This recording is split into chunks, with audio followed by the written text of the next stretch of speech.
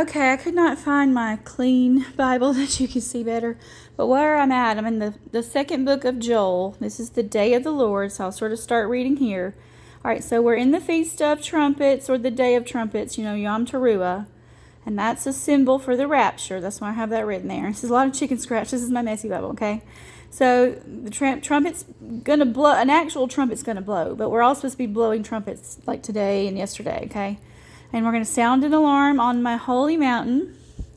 And then let all the inhabitants of the land... Sorry, my hand's doing that too. Let all the inhabitants of the land tremble. Or another word for that is quake. So, we're seeing some seismic activity. I'm going to put another one in there that somebody was just kind of a little bit nervous about all the earthquake or rumblings maybe of earthquakes, that potential ones that could pop off. So we need to be thinking that we could see or feel some shaking possibly. And also remember, the day of the Lord is near, a day of darkness and gloom, a day of clouds and thick darkness is coming. So you want to make sure that you get your where we're going to go when the darkness comes room together. So if you need to take your pillows down there, or some blankets for the kids, or we don't know exactly when he's going to take the children. So you need to make sure that you have it down there in case they need it, okay? And then, we got this army. Remember, that's not a bad army. That is a godly army, which is going to probably be with the bride, the people that are the pure, clean brides. They will be able to go on, Noah's Ark here. And the dirty brides will have to stay down here. Now, I think you still will have light inside of your body, perhaps, based on the dreams. And it will sort of be like it was in Egypt for you.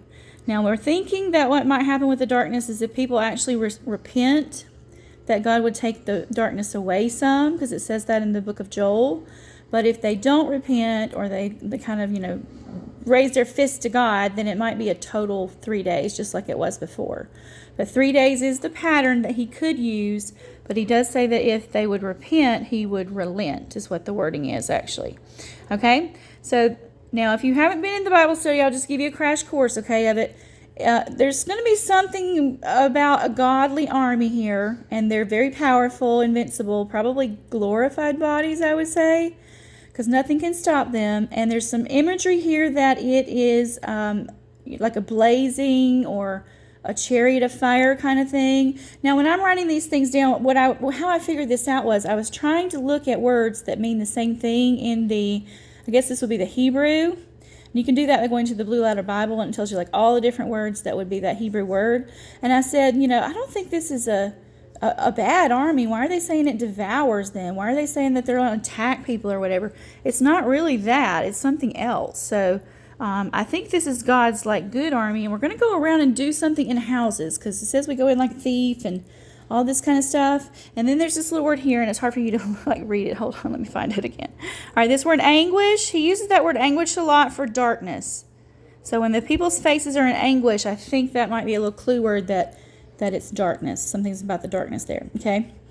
But you see they're kind of running on the walls and leaping and stuff. But see how the word leap can be used to ascend instead?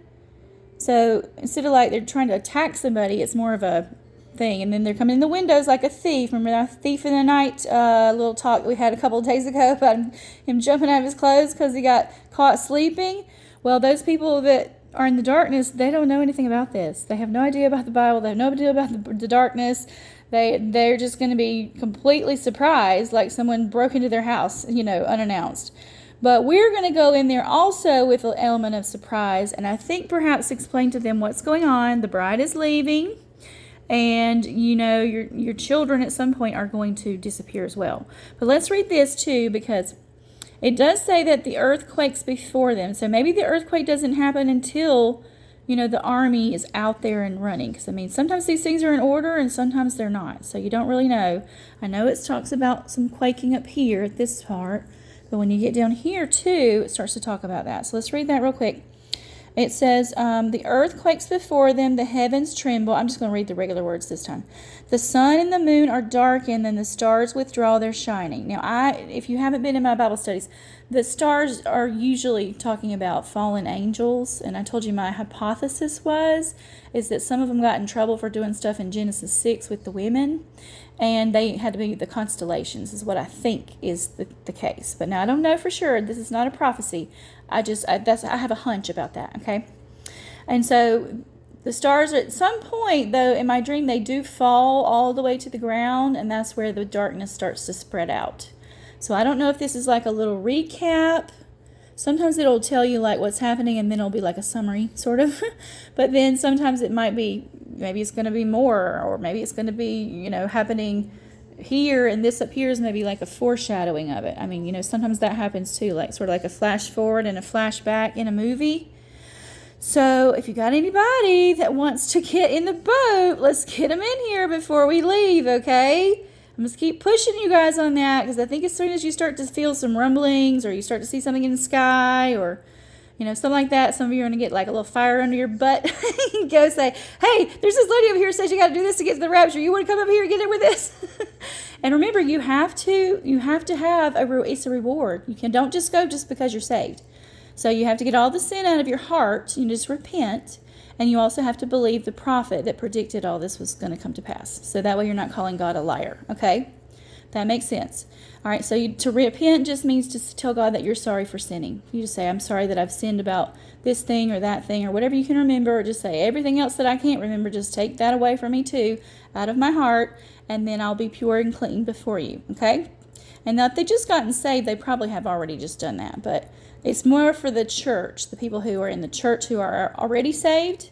He needs to make sure that you are pure and clean as well, and that you don't have a bunch of sin in your heart, and that you're believing his prophet, because that is the word of the Lord. Okay? He's his servant.